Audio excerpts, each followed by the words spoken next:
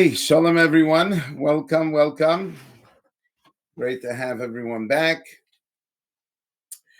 So as we just mentioned, that tonight is the yard side of the Basayin, Rabbi Avram Doiv ben Reb David, who was known as the Avritche Rebbe. He was the Rebbe in Avrich before he made Aliyah, before he went up to Eretz Yisrael.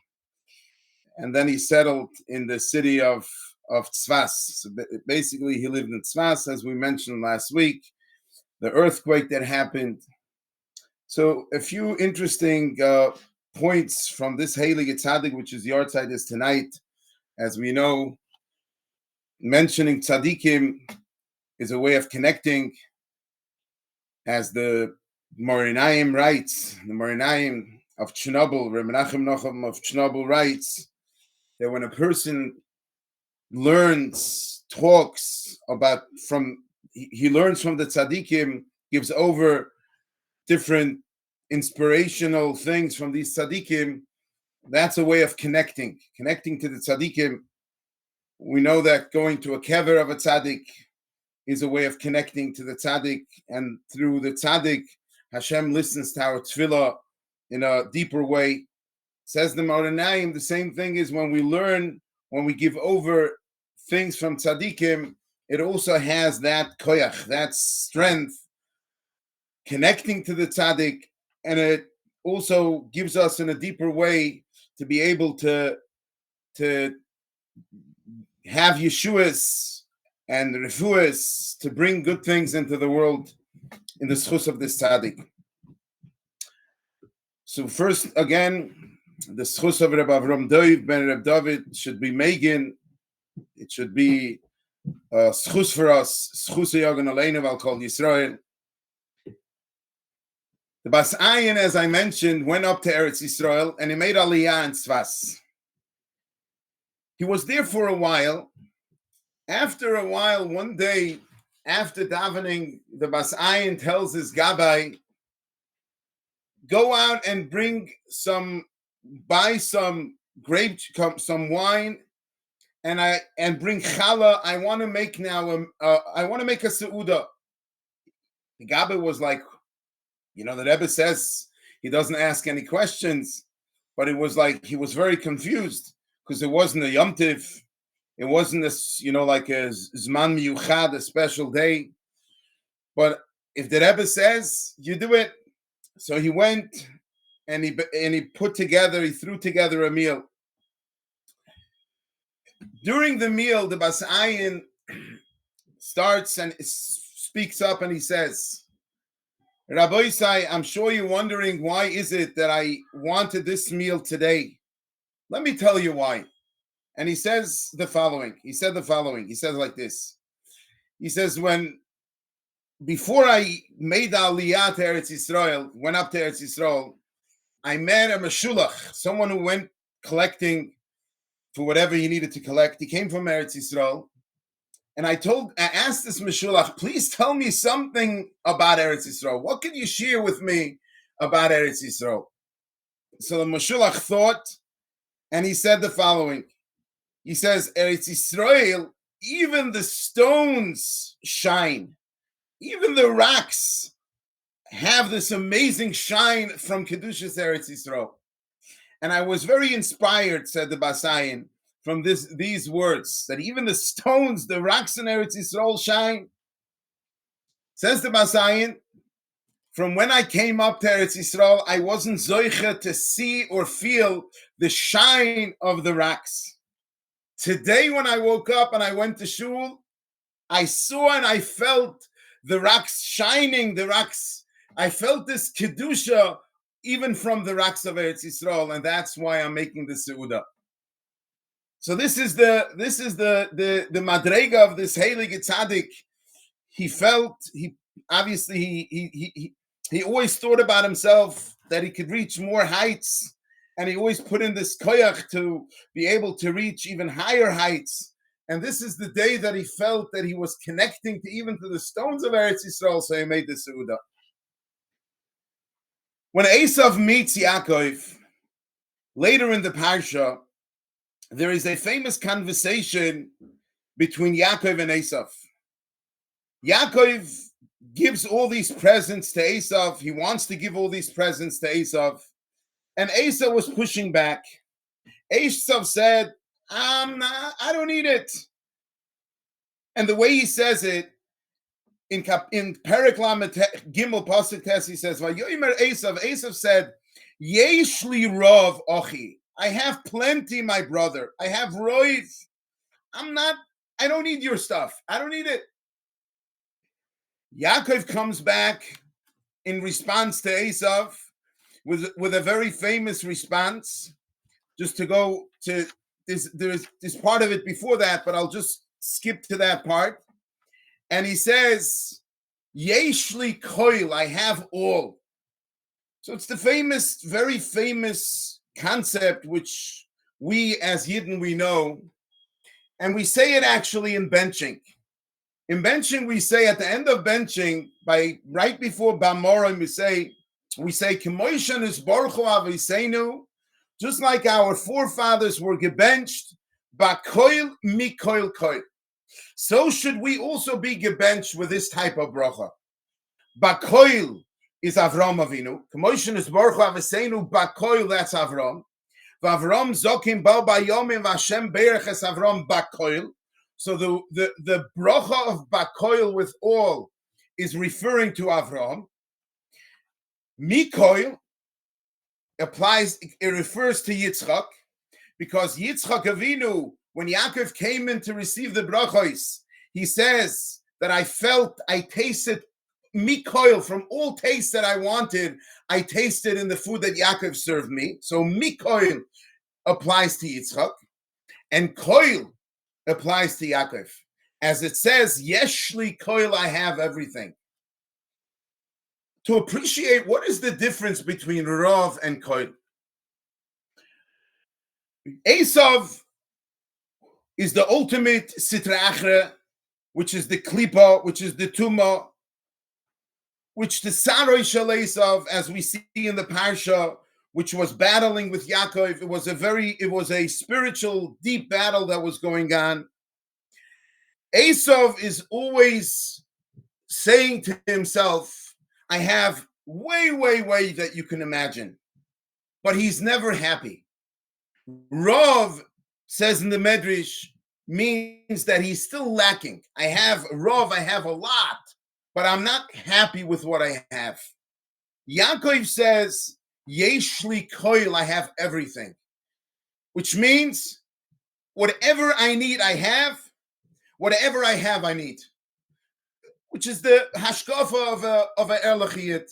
A Erlachiyat knows the way that Hashem puts this person, every person, into whatever situation the person is, that is the ultimate best for this person. Otherwise, it wouldn't have been this way. So this is the koyach of a Yid, which is basically saying to himself, I have everything. Esav says, Rav, but he needs way more. The Basayin, the Heilige Basayin this week, in the beginning of this week's Parsha, says an incredible, fascinating word on a pasuk of Mishlei. Shloima HaMelech says a Mishlei, Leiv Chacham Liyamin, the heart of a wise person is to his Yamin. V'leiv Ksil, a foolish person is Lismoil, the heart of a person, a foolish person, is to his left. So the obvious question that everyone asks, what? A foolish person has his heart in a different place? We all have the heart in the same place. So what is this? Leiv Chacham Liyamin, V'leiv Ksil Lismoil. So says the Basayin the following, something so amazing, which is mamish, has to do with what we're saying.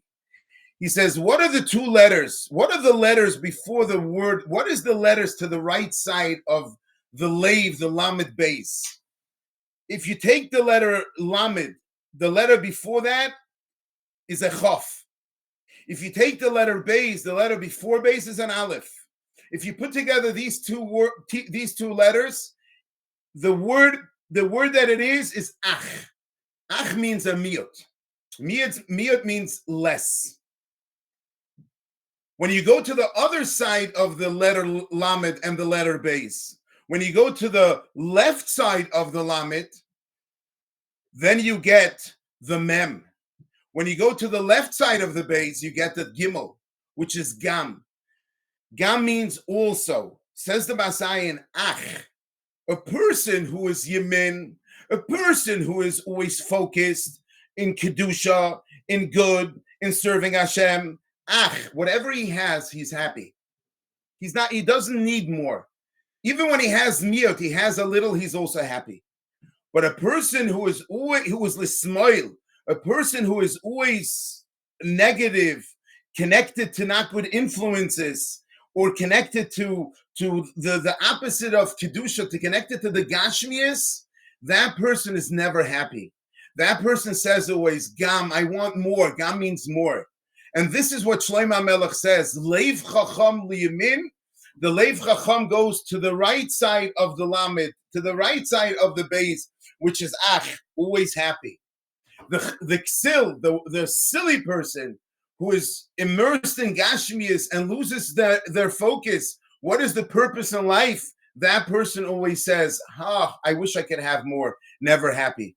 And this is exactly what Yaakov and Esav, the discussion between Yaakov and Esav.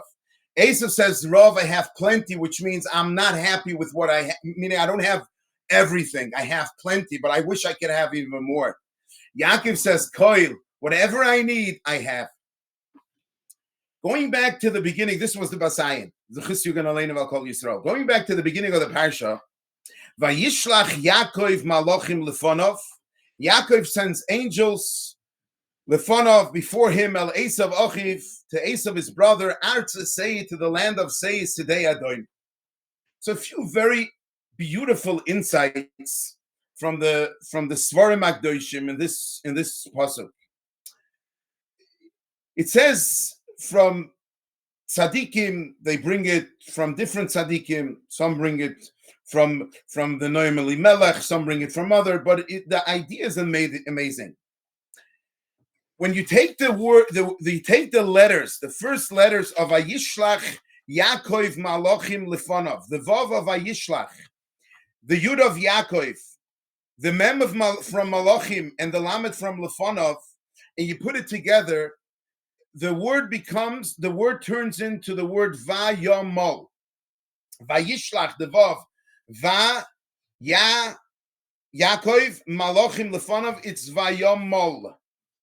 Vayomol, says this Svara, means like a bris milah, to take away the orlas halev, to take away the thing that blocks us from connecting. So the word that they say is so powerful, which is something that we could use in life. They say like this: Yaakov knew, in order for him to befriend his brother Esav, in other words, to do the ishtadlus that he needs, we know that later on he divides the camps into two. He davens, as we will see later on, but as Hashem will talk about it. But one of the things that he does was he puts into his heart the love towards his brother. As we all know, Kimayim ponim el ponim kein VAYISHLACH. When we feel love towards someone, that person comes back loving us as well.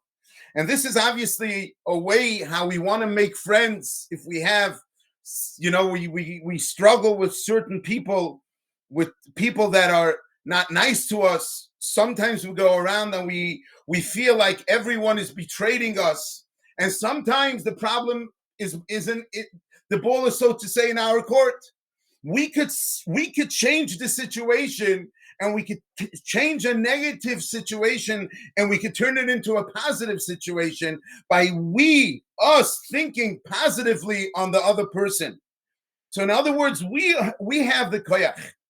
As the Moranayim says, a person is really a mirror. Whatever a person sees on other people, it mirrors, really, it's a reflection from him. If a person sees certain behavior on other people, which we spoke about at length a few weeks ago, the person should know there's something that this person has to correct. So in other words, We have the ability to create achdus, to create unity and love amongst each other, amongst us and other people, the way we see and we look at other people. So Yaakov Avinu, one of the things that he prepared himself was, obviously he had this blockage, he had this mila, he had this blockage on his heart. Mila means this close up on his heart towards his brother, because at the end of the day, Esav wasn't nice to him. Esav kept on being very mean to him. So Yaakov was the biggest madrega that Yaakov Avinu was, but still, there was something bothering him. So Yaakov, before he starts out his journey, in other words, before he sends the malachim to get to Esav, the first thing that he does is VAYISHLACH Vav Yaakov Yud Mem Malachim Mem and Lamed Lefanov Vayomol, taking away this blockage from himself, and this will help to create this closeness between him and his brother. What an amazing insight, which we all know. It says in the pasuk, "Vayishlach Yaakov malachim lefanov." The word lefanov needs to be explained. What is this lefanov? He sent malachim before him. Obviously, they were before him. Otherwise, how would he have sent it? He sent it because they were in front of him. So the Apter of Rabbi Avram Yeshua Herschel of Apt, who wrote this Sefer Oyev Yisrael from Apt, he says some very interesting insight on this Lefanov. He said we have to appreciate that the Heilige Avos, the Avos HaKdoshim, whatever they did wasn't only for their generation. They did it for all generations to come, obviously till our generation. Basically, they put in a lot of strength and koyach for all generations to come, that whatever will happen to their great-great-grandchildren throughout many generations to come throughout their journeys, they should have an easier way, so to say. Says the Apter of Yaakov Avinu, we know, prepared himself with three very important things. With doiren, with presence, with tefillah, with going in war, getting ready that he needs to go to war, and doiren, tefillah, presence, and davening, it will milchama and chas v'sholom, going in war. Says the Apter of, when Yaakov Avinu prepared himself with this preparation, he also kept in mind that in all generations, if people will have certain hardships with other nations, with enemies, us Bnei Yisrael, we should be able to overcome our enemies with one of these three powerful things, either with giving presents to them, with tefillah, and with milchama. So says the Apter of Vayishlach Yaakov malachim. When Yaakov was sending these angels, which also has to do with everything that he was now getting ready for, lefanov, he did it front of him, meaning he sent it far, many generations to come, that all of us should benefit from all this that he did. The Chidush HaArim asks, why is it that Yaakov sent malachim? Why did he send angels? Why didn't he send armed people, mighty people? Why angels? So he says something which is also a fascinating thought. But before sharing the Chidush HaArim, I'll be magdim, I'll share with you a Sanzerov. The Sanzerov says the following, also a beautiful word. Later on, when Yaakov was battling the Malach, the Torah says, Vaya'ovek ish imoy. And a man, he was wrestling imoy. Vaya'ovek ish, a man was wrestling with Yaakov. We all know who was this man. He was nevertheless Saroi Shel Esav. So he was a Malach. And he's called Ish. So Vaya'ovek ish imoy. Ish over there is Saroi Shel Esav. In Parshas Vayeshev, when Yosef HaTzadik was on the way looking for his brothers, it says over there, when he went to Doisan, because he didn't find them in the city of Shechem, So he went to Doisan. It says, Vayimtso Eyu Ish, and a man found Yosef, and he told him, what are you seeking over here? And he says, I'm looking for my brothers. Says Rashi, Ish, who is this Ish? Ze Gavriel. This is the Malach Gavriel. So says the sons of, why in this week's Parsha, when it says Vayovek Ish Imoi, and the man wrestled with him, it's Sarah Shalesav, which is the ultimate clip on Tuma. And over there, by Yosef HaTzadik, Vayimtza Eyu Ish, says Rashi, Gavriel, which is the Malach of Kedusha, which we say by night before we go to bed. Mismoili Gavriel. Gavriel is this Malach that guards us. Why? Says the sons of Masuk Midvash. Sweet, he says like this. He says it all depends what goes on during, in other words, when they're happening in these psukim. Said, if it's a person who is here to get you, a person who's here to get you, person who's here to battle you, to put you down, to see a downfall, this is Sarah Shalesav. Sarah Shalesav wants to see her downfall. Over there, he wants to help you. What are you looking for? I want to help you. Ooh, you want to do chesed? Ze Gavriel, this comes with the Malach Gavriel, this comes from the Malach for Kedusha. Thinking of someone else has to do with Kedusha. Being selfish and not thinking of someone else and putting that person down. That's Sarah Shalesav. So says the Chiddushei Erim, going back to why did Yaakov send Malachim, he says the following. He says, Yaakov Avinu said to himself, when it comes to help another person, Yaakov Avinu was here in great danger. When it comes to help someone, you are allowed to use a malach to help someone else. Yaakov Avinu was being mishtamesh, was basically using malachim to help him. Why? Because Yaakov knew when it comes to helping someone, even a malach you could use. And that's why Yaakov Avinu said, I'm going to use malachim. So it's the concept of helping other people and not helping other people. Moving on now, continuing now with the Parsha. Further, Yaakov Avinu tells Esav, Im Lavan Garti, I lived with Lavan, Ve'echar ad ota, and I delayed till now. So he's telling basically the Malachim to tell Esav, I lived with Lavan and I delayed till now. So the obvious question that all the Mefarshim ask, what does this have anything to do with that Esav should not be upset on him because he delayed, he was till now by Lavan, so who cares? So therefore what? So who cares? Rashi says over here, Im Lavan Garti, the word Garti has the same letters like Taryag. Taryag, the Taryag mitzvahs. Garti is the Gematir Taryag. So if you take the Gimel Reish Tov Yud and you mix up the letters, it's Taryag. Yaakov is telling Esav, Taryag mitzvah shemarti. I kept all the 613 mitzvahs, so therefore you shouldn't do anything to me.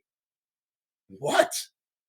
Esav, he is the last person to have any interest or have any respect to Taryag mitzvahs. And here Yaakov is trying to convince Esav to let go and not be upset and not fight. Why? Because he did the Taryag mitzvahs. Why would he let go? So the Chavetz Chaim says the following. He says, Esav's, the main reason, besides obviously Esav was very upset on Yaakov and he wanted to destroy Yaakov, there was another very, very deep thing that was going on in Esav's head, why he wanted to come now to Yaakov. It which we all know. He wanted to become friendly with Yaakov and Yaakov's children, and he was hoping to influence Yaakov and Yaakov's children. If he won't be able to influence Yaakov, hopefully he'll be able to influence his children. And once the children are influenced, Klal Yisrael disappears. And this is what the Yetzer Hara always wants. He wants to get rid of Kedusha. So this was one of the big factors that were playing in, and Yaakov knew it. Says the Chavetz Chaim, this is why Yaakov tells Esav, I was over 20 years in Lavan's house. Lavan was trying to influence me and my children. And he had no hashbah, he had no koyach, no strength to influence me and my children. So your battle is lost. He wanted to basically get Esav to put Esav in place, so to say. Don't think you'll be able to influence us. Taryag mitzvah shamarti, even though I was together with Lavan. So the Chavetz Chaim himself, when he went around to sell his Sfarim, the Mishnah Berurah, not everyone knew him. During that time, people didn't yet know of the greatness of the Chavetz Chaim. He used to go around himself, as we know, and he used to sell the Sifrei Mishnah Berurah in different towns and different cities. One Erev Shabbos, he was away from home. He couldn't get back to home, couldn't make it back. So he went to the Rosh HaKol, the way it used to be in those days, and he asked the Rosh HaKol, could you please see that I should have a place for Shabbos to stay, to eat? And the Rosh HaKol, who didn't know who this is, he told him, yes, you'll be able to stay by so-and-so. Chavetz Chaim said, is that person Ben Torah, or he is a prosta mensch, not a serious person? The Rosh HaKol opened his eyes big, and he looks at the Chavetz Chaim and he says, I don't understand. You are trying to find a place because you're a guest. You should be grateful. You should say thanks, and you should just take whatever you have. Why are you asking more about this person? So the Chavetz Chaim said like this. He said, my Tayr Rosh HaKol, I am Yisro Meir from Radin. I wrote the Sifrei Mishnah Berurah, and now the Rosh HaKol was already, wow. I'm going to sit by a Shabbos meal where there's Torah, where there's Midas, where the Shechina rests. I'm not going to be by Moshev Leitzim, which doesn't have Ashras Shechina. Wow. So the Chavetz Chaim basically, he taught this Rosh HaKol that we have to, so to say, take out our ammunition and say, when we have an assignment, we go through a challenge and we don't know what to do, yes, then we are allowed to publicize who we are, because Vayikba Liboy B'darkei Hashem. We have to be gaivadig when it comes to Kedusha digga things, to Yireh Shamayim digga things. And therefore, Yaakov tells him, Im Lavan Garti, I lived with Lavan B'taryag mitzvah shamarti, so you won't be able to influence me. Moving on a little bit, actually, it's actually a pasuk before. It says, actually, it's a pasuk afterwards. Sorry. So the pasuk, a few psukim, he says like this. He tells the malachim to tell Esav that Vayhili shoyer v'chamoyta, it is the next pasuk. Vayhili pasuk vav. Vayhili, and I had to me, and I have shoyer v'chamoy, I have oxen and donkeys, soin ve'evet. So the Rabbeinu Bechai, which was one of the Rishonim, asks, why does Yaakov mention over here shoyer, first oxen, and then soin, then sheep? He says, if you go through most of the Torah, most of the time the Torah mentions tzoin, sheep, first, and then shoyer v'chamoy. Because tzoin, the Torah felt like it's more chashiv for karbonos, it's softer, it's more tender. So usually the Torah would mention this first. Why does Yaakov mention shoyer first and then tzoin? Shoyer v'chamoy first and then tzoin. And he continues, Rabbeinu Bach, and he goes on, and he says, later on, when Yaakov was sending the presents to Esav, it says Yaakov was sending the presents to his brothers. Over there, he starts off with izim, goats, which is tzayin, which is more tender. So he does send the more tender animals first, and then first after he sends the shoyers, he sends the different oxen, the more or less tender animals. So why, when he sends the malachim, he first mentions the shoyer and chamoy, and then the tzayin, and later on, when he's actually sending the presents, he actually sends the more softer ones first. So listen to this. Listen to this. Says the Rabbeinu Bachai, Kan, in the first pasuk, koidim tefillah. It's before Yaakov Avinu davened. Before Yaakov Avinu davened, Yaakov was concerned if he mentions tzayin first, it will be like a thorn in the eyes of Esav. Esav will say to himself, you're mentioning tzayin? Wasn't the sheep, the goats that you brought into Tati, and you got Tati to eat from goat meat? And then Tati gave you a bracha? So Yaakov was concerned, he was very sensitive not to mention tzayin first, because he didn't want to get Esav aggravated. He didn't want Esav to become upset. Why is he mentioning tzayin first? Because he wants to remind me from the tzayin that he gave Tati. But after Yaakov Avinu davened, as we all know, Yaakov Avinu in Pasuk Yud, Perek Lamed Beis Pasuk Yud, Yaakov Avinu gets into a whole tefillah, Elekei Avi Avram, Elekei Avi Yitzchak, Hashem, please help me, give me whatever I need. He davened. After tefillah, says Rabbeinu Bachai, Yaakov wasn't nervous anymore. That is, says Rabbeinu Bachai, the koyach tefillah. Before tefillah and after tefillah is a total difference. In Yerushalayim, there was a yid. His name was Reb Amram Becker. He had his wife gave birth, and after giving birth, she basically lost a lot of blood. And the doctors were very concerned, and they said she needs an emergency operation to save her life, that she should chas v'sholom not lose all of her blood. So at first, Reb Amram gave the okay, but then he was very close with the Chazon Ish. Then he backed off and he says, I'm not giving the okay. I must go to Bnei Brak to the Chazon Ish, and I need to ask him for his haskama. And the doctors were like, you're risking your wife's life. So I'm so sorry. This is my rabbi. I need to go to the Heilige Chazon Ish.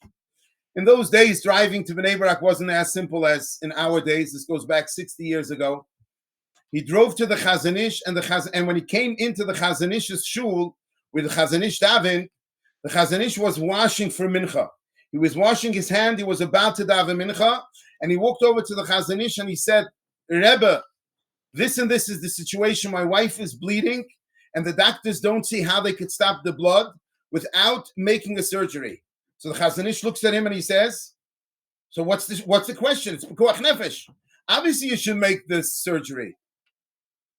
A few seconds later, the Chazon Ish says, stay here for mincha. Come to me after mincha. Daven mincha. He asked him, did he daven mincha? He said, no. Stay here for mincha and come to me after mincha.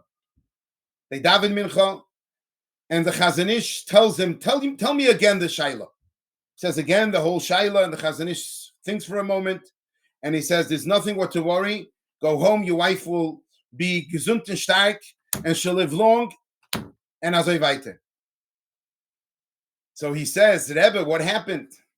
So the Chazon Ish said, the Heilige Chazon Ish says, this was before mincha, and now you're after mincha. Before mincha and after mincha is a total different metzias. Before mincha, I told you it's pekuach nefesh. Now, once you daven mincha, there's nothing what to worry about.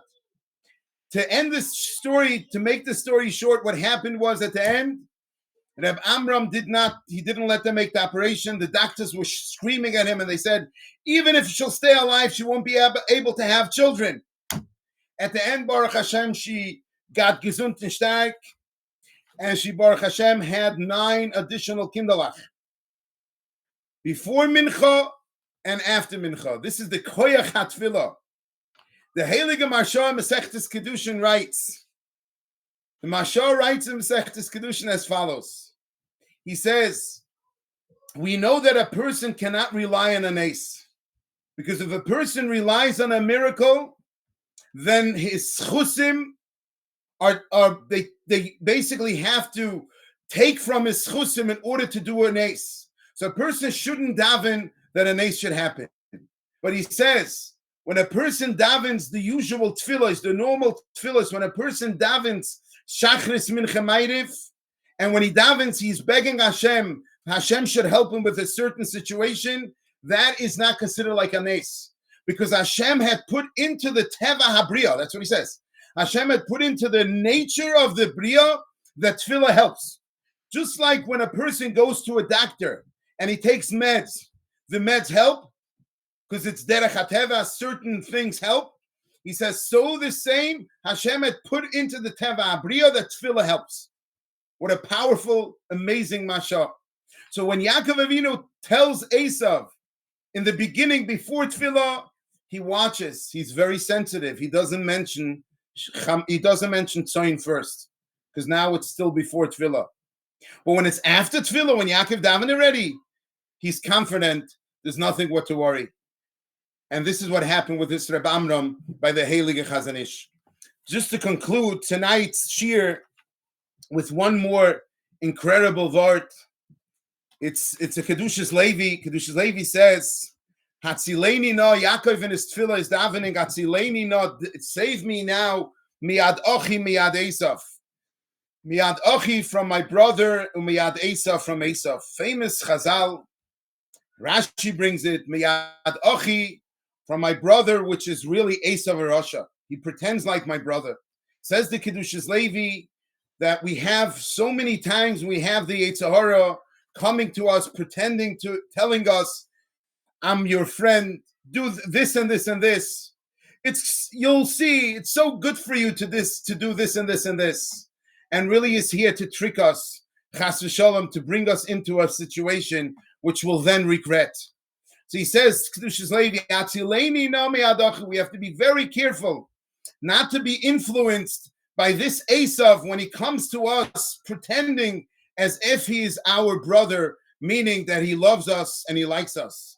The Marsham from Brezhin, one of the Groise Poiskim, I'll conclude with this, finish up with this. When he was the Reb Shalom Shvadron Zayde, he was Reb Shalom Shvadron Zayde, famous Reb Shalom Shvadron from Eretz Yisrael, Yerushalayim. His Zayde was also Reb Shalom Shvadron. When he was a young child, he was one of the biggest poiskim in his time.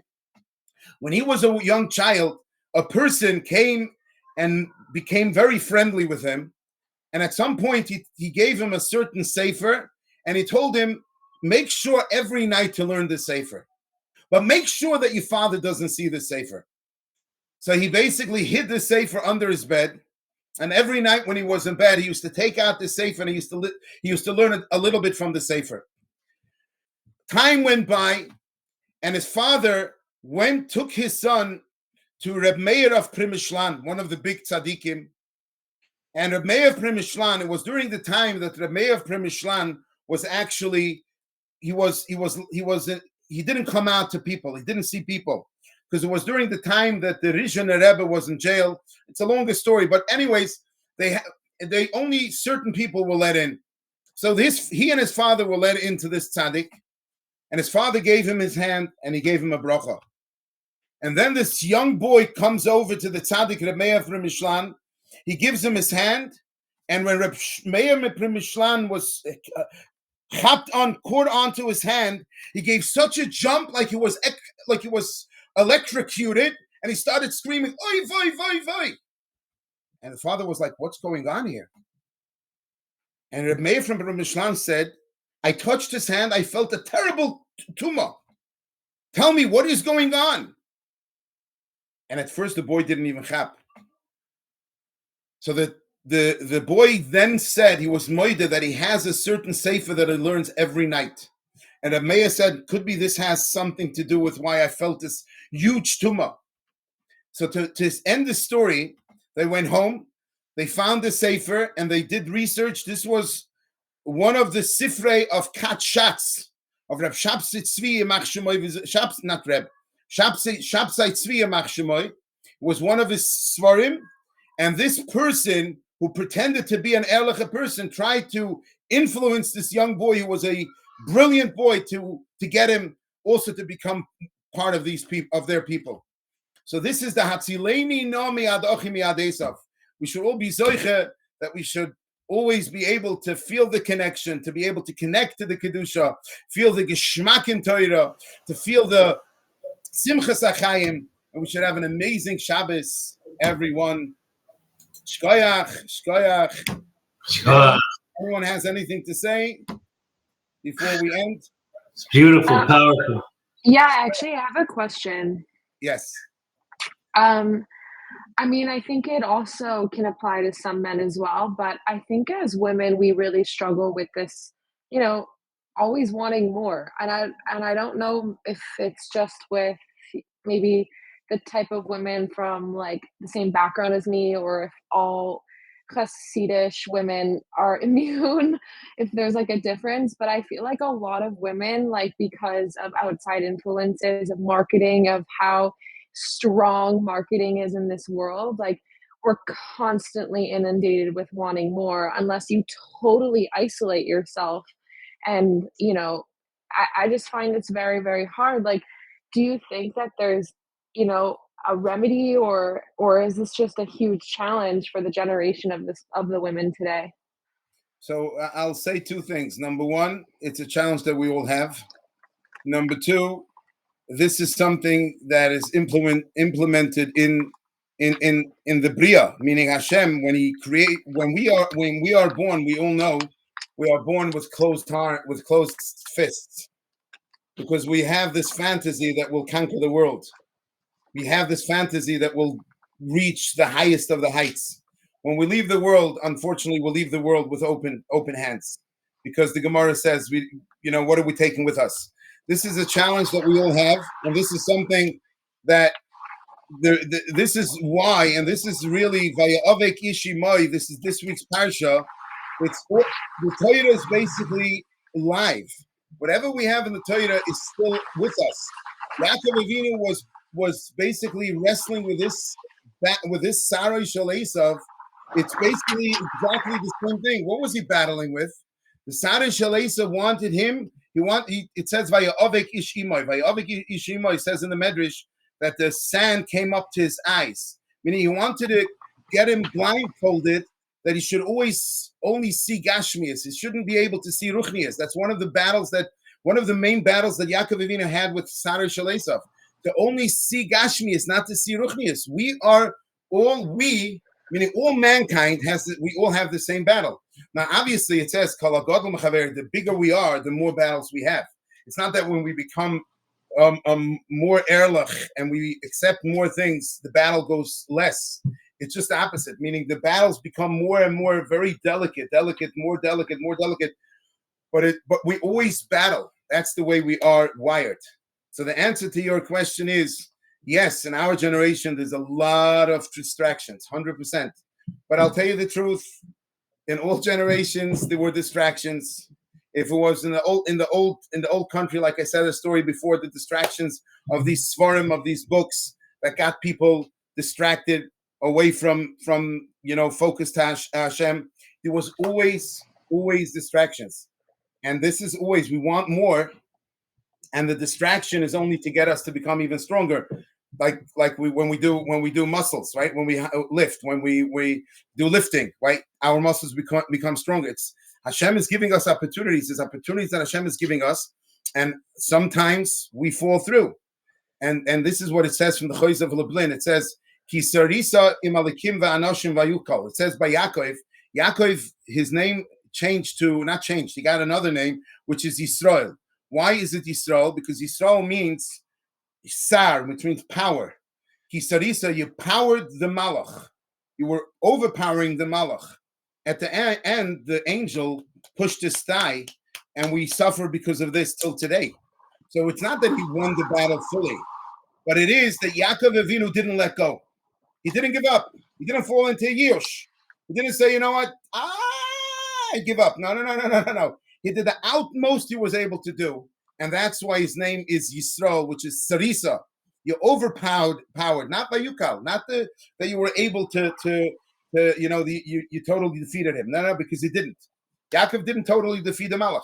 The Malach was able to push his thigh, but it's the not giving up. So we want more, and we don't give up, and that's